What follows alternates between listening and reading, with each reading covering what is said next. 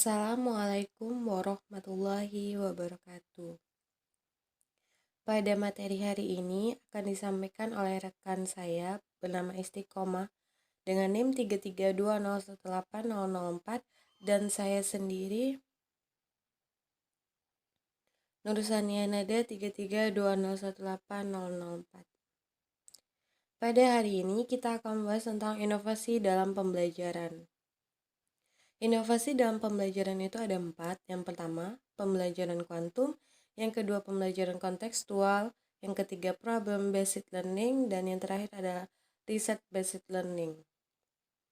Lalu apa itu pembelajaran kuantum? Menurut Huda, pada tahun 2013 halaman 192, pembelajaran kuantum merupakan model pembelajaran yang membiasakan belajar menyenangkan. Penerapan model ini diharapkan dapat meningkatkan minat belajar siswa, sehingga pada akhirnya siswa dapat meningkatkan hasil belajar secara menyeluruh. Model pembelajaran quantum learning adalah gabungan yang sangat seimbang antara bekerja dan bermain, antara rangsangan internal dan eksternal dan waktu yang dihabiskan di dalam zona aman, dan akan melangkah keluar dari tempat asal atau kebiasaan lama. Menurut De Potter and Hernacki pada tahun 2015 halaman 86. Ada dua konsep utama yang digunakan dalam pembelajaran kuantum dalam rangka mewujudkan energi guru dan siswa menjadi cahaya belajar. Yang pertama, percepatan belajar melalui usaha sengaja untuk mengikis hambatan-hambatan belajar tradisional. Yang kedua, fasilitas belajar yang berarti mempermudah belajar. Jadi, model pembelajaran kuantum itu sangat identik dengan sebuah simfoni dan pertunjukan musik. Maksudnya apa?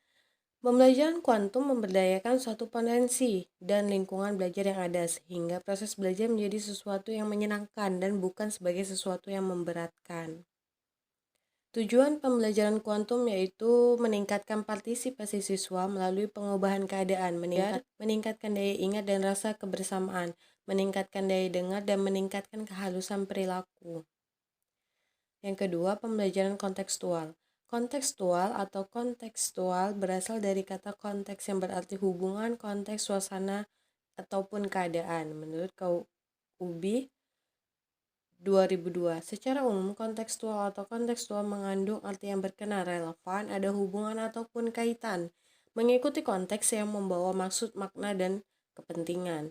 Pembelajaran kontekstual atau contextual teaching and learning adalah suatu pendekatan pembelajaran yang menekankan kepada proses keterlibatan siswa secara penuh untuk dapat menentukan materi yang dipelajari dan menghubungkannya dengan situasi kehidupan nyata, sehingga mendorong siswa untuk dapat menerapkan dalam kehidupan mereka. Menurut Sanjaya 2005, terdapat 5 karakteristik penting dalam menggunakan proses pembelajaran kontekstual, yaitu yang pertama, dalam setiap pembelajaran merupakan proses pengaktifan pengetahuan yang ada, artinya apa yang akan kita pelajari tidak terlepas dari pengetahuan yang sudah dipelajari. Dengan demikian, pengetahuan yang akan diperoleh oleh siswa adalah pengetahuan yang utuh yang memiliki keterkaitan satu sama lain. Yang kedua, pembelajaran kontekstual adalah pembelajaran dalam rangka memperoleh dan menambah pengetahuan baru yang diperoleh dengan cara deduktif. Artinya, pembelajaran dimulai dengan cara mempelajari secara keseluruhan, kemudian memperhatikan detailnya.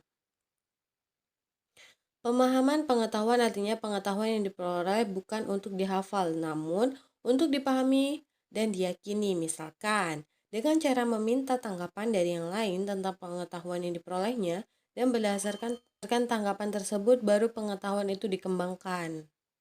Yang keempat, mempraktekkan pengetahuan dan pengalaman tersebut. Artinya, pengetahuan dan pengalaman yang diperoleh harus dapat diaplikasikan dalam kehidupan siswa. Yang kelima, melakukan refleksi terhadap strategi pengembangan pengetahuan. Hal ini dilakukan sebagai umpan balik untuk proses perbaikan dan penyempurnaan strategi. Yang ketiga, problem based learning. Problem based learning adalah sesuatu pendekatan pembelajaran yang diawali dengan menuntaskan sesuatu permasalahan.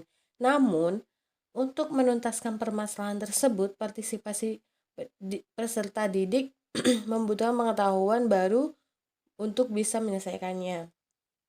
Pembelajaran berbasis masalah mengaitkan partisipan didik dalam proses pendidikan yang aktif, kolaboratif, berpusat kepada peserta didik yang meningkatkan keahlian pengetahuan, permasalahan, serta kemampuan belajar mandiri yang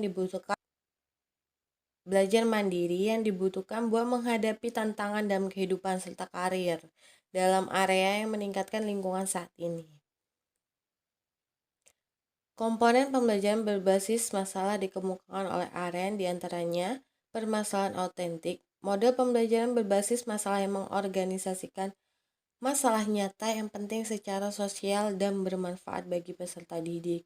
Yang kedua, fokus interdisipliner.